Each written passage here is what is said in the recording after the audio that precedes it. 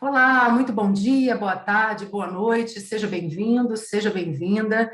Eu me chamo Mariana Guimarães, sou produtora cultural e venho hoje dar uma aula para vocês sobre alguns pontos que eu considero importantes no processo de elaboração de propostas, captação de recursos e realização de projetos culturais através de políticas públicas como leis de incentivo e também fundos de cultura. Esse é um projeto que se chama o Essencial da Produção Cultural, que está sendo realizado através de um edital chamado Cultura Presente nas Redes 2, realizado pelo governo do estado do Rio de Janeiro, através da Lei Aldir Blanc. Então, vamos começar. Ao longo dessa aula, eu vou passando para vocês alguns slides, porque são muitas informações e esses slides podem ajudar vocês a organizarem essas informações dentro da cabeça. Bom, então esse é um aulão de aproximadamente 40 minutos, em que a gente vai trabalhar 4 temas. Primeiro, a gente vai começar a conversar sobre como sair do zero e escrever um projeto cultural. Muitas vezes você está em casa, no seu escritório de casa, ou, enfim, na frente do seu computador e se pergunta como eu vou começar a fazer isso.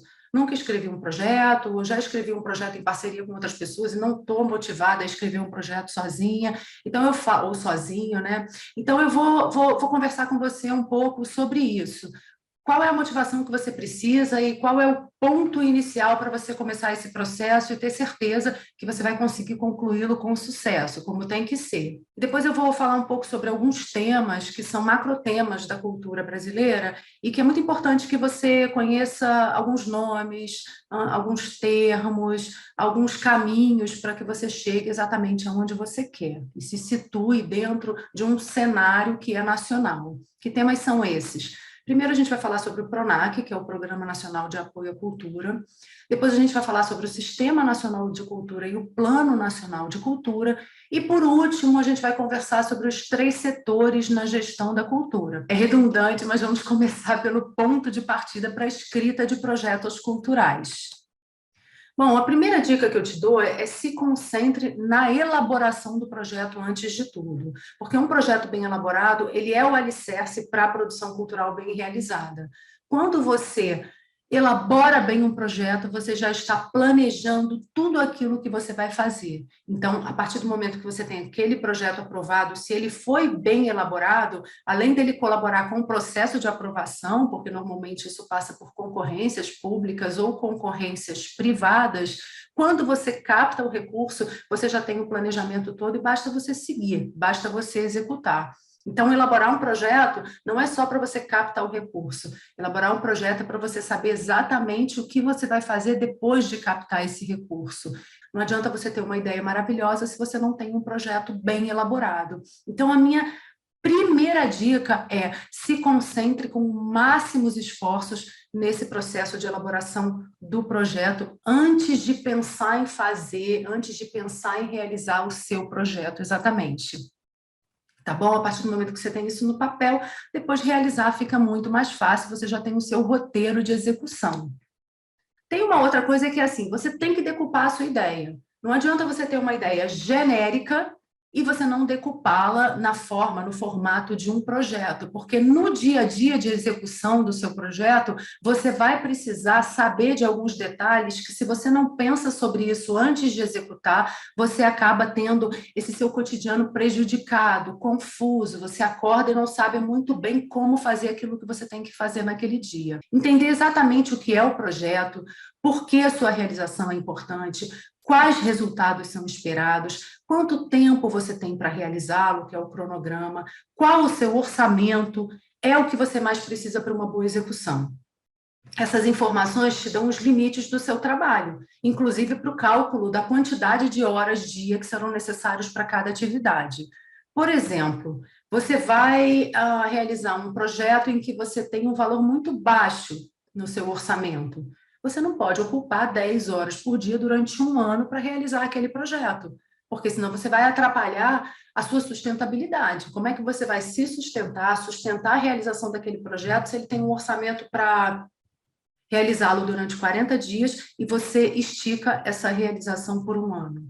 Então, essa coerência é preciso que você tenha, mas você só consegue entendê-la a partir do momento que você decupa toda a sua ideia. E existe um método para isso, não é aleatório. A gente vai conversando sobre isso ao longo da aula. Bom, por onde eu começo? Tá bom, já me concentrei, sei que eu preciso elaborar o projeto, sei que eu vou precisar decupar toda essa ideia que eu tive. Eu tive uma ideia genial de um projeto super bacana que pode dar super certo. Vou precisar decupar essa ideia, mas por onde eu começo? Bom, o ponto de partida para elaborar qualquer projeto cultural é a identificação de uma demanda ou oportunidade. Elas podem partir do artista, elas podem partir também do público, do patrocinador ou da comunidade beneficiária. Por exemplo, eu, como artista, tenho vontade de falar sobre determinado tema. Essa motivação é minha, eu vou elaborar esse projeto a partir dessa minha necessidade. Agora, eu, como patrocinador, preciso de um projeto que ofereça tais e tais contrapartidas que são importantes para as políticas da minha empresa, que é a empresa que vai patrocinar. Então, eu preciso de uma proposta elaborada para atender a essas demandas específicas. Então, eu, como fazedora de cultura, vou conversar com o patrocinador, ou então vou ler aquele edital e vou construir um projeto a partir daquelas necessidades. É uma opção também. Agora, você pode também partir para a elaboração do projeto considerando a necessidade do público. Existe um determinado centro cultural, por exemplo, que fica numa área em que aquela comunidade precisa ou quer ou clama por tais e tais e tais iniciativas. Então, eu vou construir, elaborar minha proposta a partir daquelas necessidades. Como é que eu vou fazer isso? Vou procurar registros do local, posso passar uma pesquisa prévia para uma amostra, né, justamente daquelas necessidades e ter insumos para poder construir aquele projeto e por aí vai. Nesse caso, pode ser a necessidade do público ou especificamente da comunidade beneficiária. Exemplo, eu vou fazer um projeto de uma oficina de teatro para 15 pessoas na comunidade X. Aquelas 15 pessoas são os meus beneficiários diretos. E a comunidade, enquanto público, vai se beneficiar a partir de um trabalho final daqueles 15 artistas que estão fazendo aquele curso, a partir de uma apresentação de uma peça de teatro, em que vai ter entrada gratuita ou entrada a um preço popular. Você vai desenvolvendo essa ideia a partir do que você quer, a partir dos objetivos e a partir do seu orçamento. Bom, a partir dessas necessidades é que o projeto, a ideia, se estrutura. E esse processo pode ser facilitado e obter maior sucesso se for dividido em etapas. Cada etapa deve responder a questões específicas. Por isso que nos formulários você tem o resumo do projeto, a justificativa, os objetivos, o cronograma de realização, etapas de trabalho, o cronograma físico-financeiro, o orçamento físico-financeiro, as contrapartidas de diversas naturezas. Então, na hora de escrever o seu projeto, você não precisa ficar desesperado, desesperada, porque tem um monte de coisa que você tem que escrever e você não sabe por onde começar. Você divide esse formulário em etapas e na hora que você vai conseguindo concluir uma etapa, aquela matéria, aquele conteúdo daquela etapa vai te ajudar a seguir em frente e escrever sobre as outras etapas. Por quê? Porque um projeto, ele é basicamente a repetição do mesmo conteúdo em formatos diferentes, com narrativas diferentes. Quando você vai escrever o objetivo, ele tem uma narrativa, ele tem uma técnica para você escrever aquele objetivo. Quando você vai escrever a justificativa, ele se remete também ao objetivo, tem que ter uma coerência, mas tem uma outra narrativa, um outro propósito. Então, basicamente, você vai escrever as mesmas coisas sobre diferentes pontos de vista, que são os pontos de vista de cada campo específico da proposta.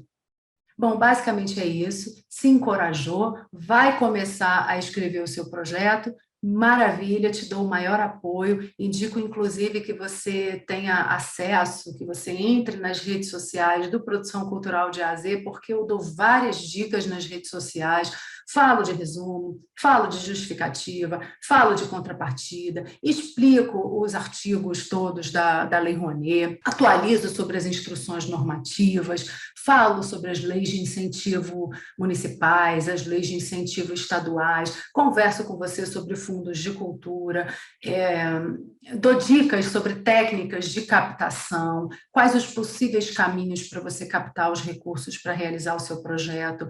Então, todos esses pontos são abordados nas redes e eu não vou abordar um por um nessa aula, porque essa aula tem um outro objetivo.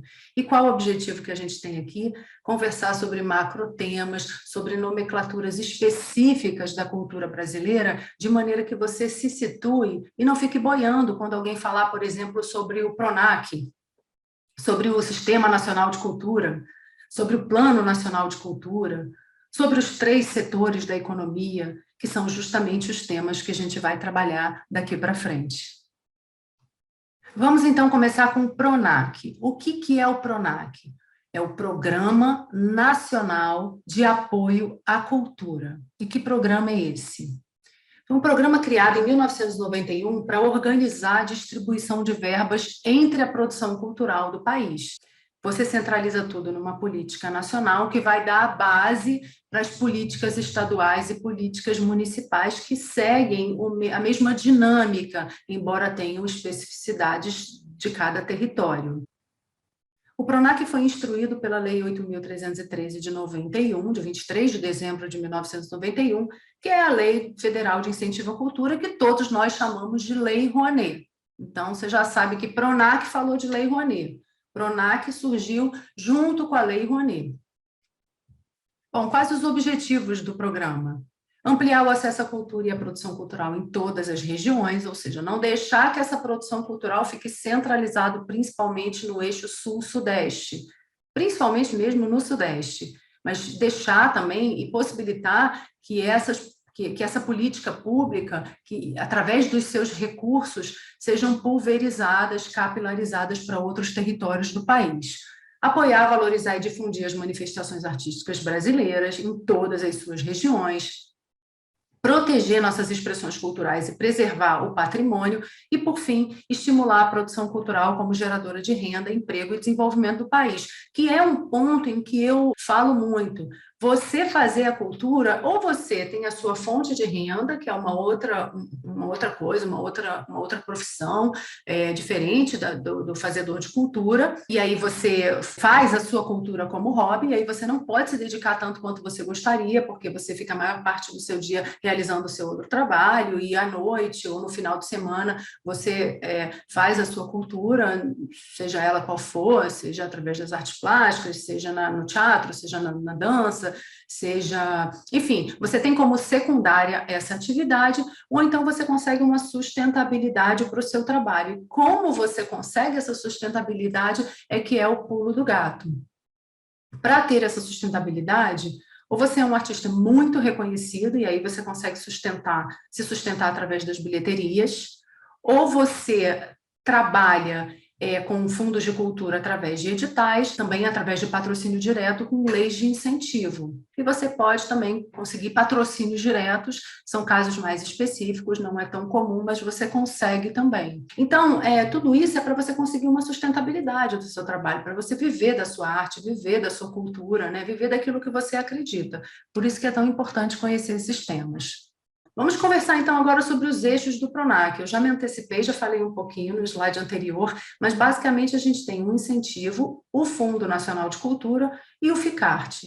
O FICART está inativo, ele existe, é basicamente uma captação no mercado, como eu falei para você faz uma captação direta, tem um trâmite específico para isso, mas, no momento, ele está inativo. Então, a gente vai se concentrar no incentivo e no Fundo Nacional de Cultura.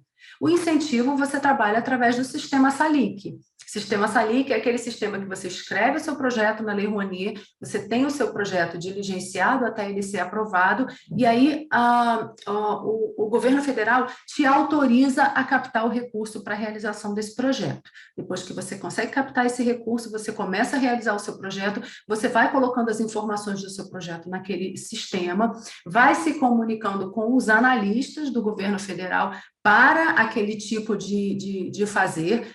ou seja, ele vai estar associado atualmente à Secretaria Especial de Cultura, mas, de forma geral e na maior parte das vezes, espero, inclusive, que retorne ao Ministério da Cultura, porque a cultura merece um ministério, não pode apenas ficar com uma secretaria ligada a um outro ministério, como o Ministério do Turismo, como está acontecendo neste momento. Mas, basicamente, o sistema é o mesmo.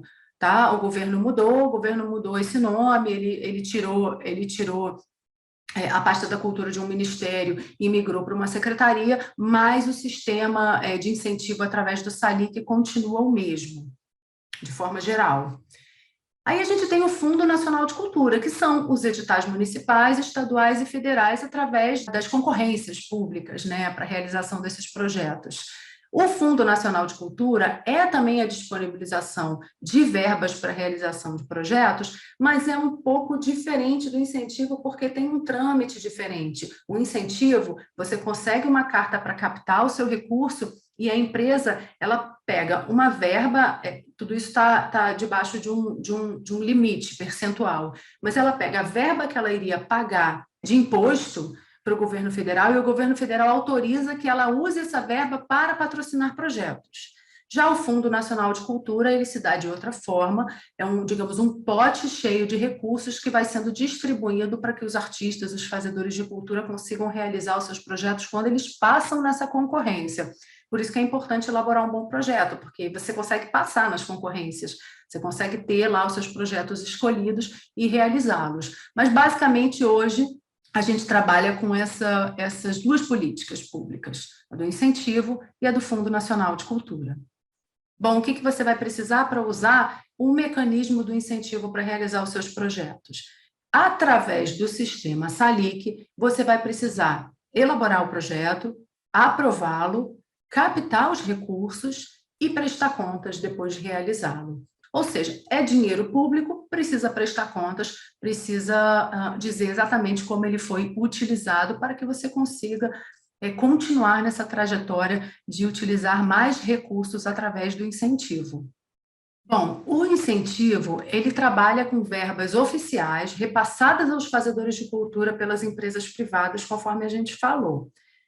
Essas empresas selecionam os projetos patrocinados e depositam diretamente para o proponente do projeto através de uma conta de captação. Então, vai primeiro para uma conta de captação, depois vai para uma outra conta, que se chama conta exclusiva do projeto, que é por essa conta que você vai administrar todos os recursos do projeto, e essa conta é exclusiva para aquele projeto. Você não pode misturar 3, 4 projetos numa mesma conta quando você administra esses projetos através do incentivo, desse mecanismo.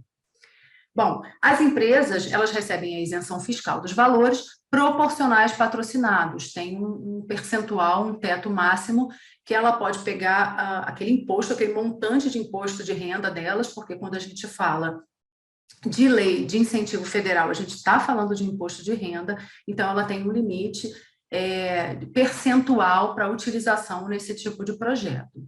E o mecanismo, ele estimula a produção cultural como geradora de renda, né? Então, a partir do momento que você produz através desse mecanismo, você gera renda, emprego e desenvolvimento, não só para você, enquanto proponente, você também vai receber para fazer aquele projeto, para realizar a sua atividade dentro do projeto, como também para os seus contratados. Então, é super importante que o seu projeto aconteça. Para o país é interessante que ele aconteça, por isso que você precisa se preparar para isso, porque você promove esse bem não só para você, como também para as pessoas que você contrata, assim como para todos que têm acesso àquele produto cultural, porque você movimenta a economia para construí-lo, para realizá-lo e para apresentá-lo. Aí a gente chega no Fundo Nacional de Cultura, que trabalha a distribuição das verbas públicas através dos editais municipais, estaduais e federais. E para participar do Fundo Nacional de Cultura, você precisa elaborar o seu projeto, inscrever o seu projeto, a sua proposta nos editais e também prestar contas, porque também é verba pública. Agora, só uma observação. mesmo quando não se trata de verba pública, quando se trata de uma verba exclusivamente privada, você também precisa prestar contas. Então, o dinheiro não é seu, o dinheiro é do outro, seja um dinheiro público, seja um dinheiro privado, você precisa apresentar as contas e informar como você utilizou esse dinheiro. Essas verbas, elas vão ser aprovadas para utilização já a partir de um planejamento. Então, você não vai falar, eu preciso, digamos, de 100 mil para fazer o meu projeto. E aí você inscreve dizendo que você precisa de 100 mil. Não. Mesmo quando é um edital, na maior parte das vezes você precisa dizer exatamente como você vai usar aqueles 100 mil. Então, você vai distribuir em pagamento de pessoal, em equipamento, em estrutura, em imposto. Quando você contrata, por exemplo, através de uma carteira assinada, um projeto de 1 ano, você resolve contratar CLT, você tem tributo, tem taxa, imposto para pagar, você pode colocar também em administrativo, em comunicação, e em alguns casos, inclusive, numa rubrica de captação de recursos também é possível, não em todos os casos, mas em alguns casos é possível também você ganhar pela captação de recursos. O Fundo Nacional de Cultura atende regiões com necessidades socioeconômicas adicionais. É aquilo que eu falei, ele é um pote cheio de recursos e ele capilariza esses recursos, entregando esses recursos, fazendo chegar esses recursos a locais que geralmente não interessam às grandes empresas. Por isso que você tem no eixo sul-sudeste a maior parte dos beneficiados pela Lei Rouanet, pelo mecanismo de incentivo. Por quê? Porque as grandes empresas normalmente estão instaladas lá e lá está a maior parte do seu público. Então, a elas interessa realizar projetos no seu entorno, em locais onde estão os seus consumidores. Mas e como é que ficam as regiões do país mais ermas? Os lugares mais distantes, que têm produções culturais tão importantes quanto, mas onde os recursos não chegam. Através do Fundo Nacional de Cultura, esses recursos passam a chegar. Ele destina recursos por meio de empréstimos ou cessões a fundo perdido. Basicamente, isso é só uma informação técnica, você não vai ter que fazer o seu projeto e depois devolver esse recurso, não é isso, muita gente confunde, mas no mecanismo do Fundo Nacional de Cultura é assim que ele se justifica dentro da política pública. São recursos do Tesouro Nacional, doações, legados, loterias federais, da arrecadação de concursos e outros. Dessas fontes é que saem os recursos que são colocados nesse pote para serem distribuídos. E as decisões do Fundo Nacional de Cultura são colegiadas, acontece uma consulta pública, né, através de representações para as decisões de uso desse Fundo Nacional de Cultura. Bom, de PRONAC é basicamente isso que você precisa entender. Você entendendo esse mapa do PRONAC, você já consegue se situar e começar a definir exatamente qual vai ser a sua estratégia para captação de recursos para o seu projeto. Eu tenho um projeto, uma proposta, vou elaborar minha proposta, como é que eu vou trabalhar a captação de recursos dessa proposta? Vou inscrever na Lei Rouanet, vou inscrever através do sistema SALIC e conseguir uma aprovação para captar e mandar esses e-mails e agendar as reuniões para conseguir captar com as grandes empresas ou até captar em editais também, que às vezes exigem que o projeto esteja inscrito numa lei de incentivo. Não, eu vou direto no edital, vou começar a pesquisar, tem alguns sites que entregam, né, que divulgam os editais que estão abertos no momento, e eu vou fazer uma pesquisa, vou selecionar alguns editais e vou escrever a minha proposta adaptada a cada edital para eu conseguir fazer parte dessa concorrência e, quem sabe, ganhar um recurso para realizar o meu projeto. Basicamente é isso. Sabendo disso, a gente pode passar para a próxima aula, para o próximo tema. E, finalmente, depois de falar sobre o PRONAC, a gente chega no Plano e no Sistema Nacional de Cultura. Vamos ver o que é isso. Vamos começar pelo Plano Nacional de Cultura. O que é o PNC, Plano Nacional de Cultura? É um conjunto de princípios, de objetivos, diretrizes, estratégias, ações e metas que orientam o poder público na formulação de políticas culturais. Você tem uma política cultural E você precisa estabelecer as diretrizes dessa política para que todos sigam o mesmo caminho, para que todos sigam as mesmas estratégias na hora de formular as ações específicas para a concretização dessas políticas culturais. O plano faz exatamente isso. Ele tem como objetivo orientar o desenvolvimento de programas, de projetos, de ações culturais que garantam os 5 itens previstos em sua redação. E que 5 itens são esses? Primeiro é a presença do Estado, claro, trata-se de uma política pública, então tem que ter a presença forte do Estado, não só viabilizando, como também fiscalizando todos os projetos e programas que aconteçam através dessa política pública. A presença da diversidade, como a gente falou, você não pode ter um programa desse que contemple somente uma região ou 2 regiões do país, você precisa pulverizar, precisa capilarizar esses recursos para todos os territórios do Brasil. Você precisa possibilitar que o máximo de pessoas, o máximo de cidadãos consiga ter acesso àqueles projetos e programas. A presença do desenvolvimento sustentável, a gente já falou nisso também, deu uma pincelada nesse assunto. Você precisa, essa política pública possibilite o desenvolvimento sustentável das regiões onde ela é aplicada, gerando emprego, movimentando as economias locais e etc. E a participação social. Ao todo, são 36 estratégias, 274 ações e 53 metas, de maneira que todas as dimensões que são apontadas nesse plano sejam contempladas, como a dimensão da expressão simbólica, a dimensão do direito de cidadania e a dimensão do desenvolvimento econômico.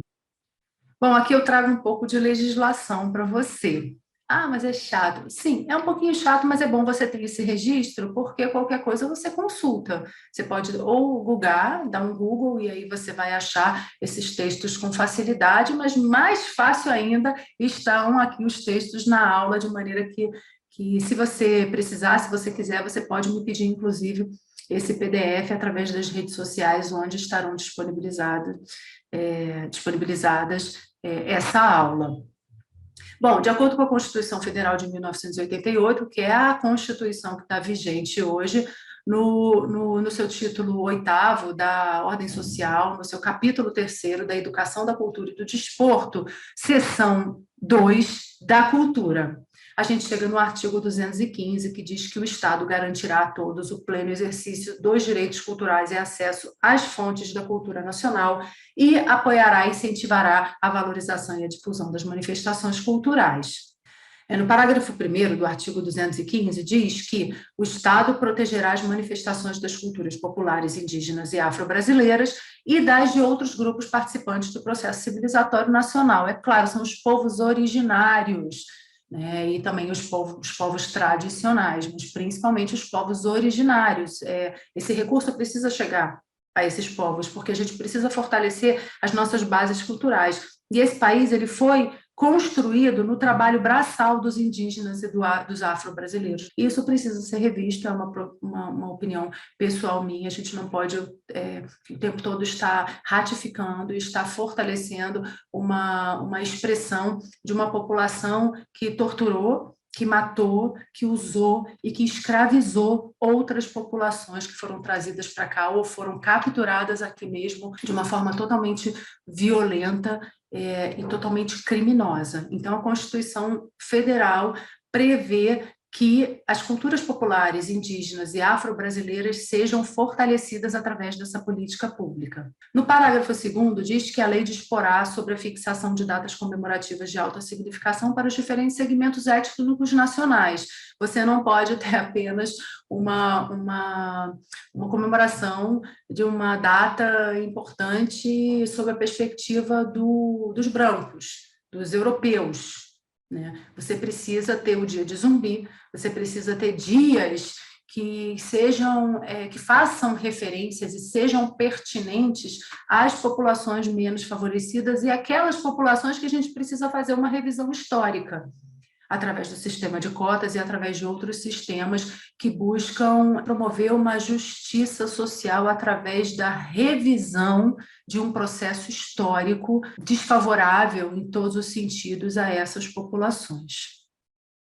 Bom, no parágrafo 3º diz que a lei estabelecerá o PNC, o Plano Nacional de Cultura, de duração plurianual, visando o desenvolvimento cultural do país e a integração das ações do poder público que conduzem a...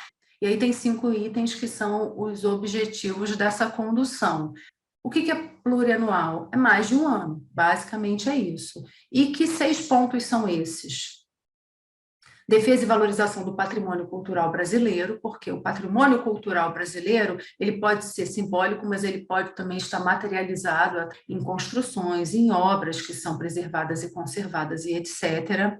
Produção, promoção e difusão de bens culturais, formação de pessoal qualificado para a gestão da cultura em suas múltiplas dimensões, como a gente viu no slide anterior, democratização do acesso aos bens de cultura e valorização da diversidade étnica e regional. Só uma observação. Como ele foi aprovado em dezembro de 2010, então, formalmente, a sua validade vai até dezembro de 2020. Só que, atualmente, ele foi prorrogado por mais 2 anos, tá? Então, a gente ainda está com o plano de 2010 vigente. Ok?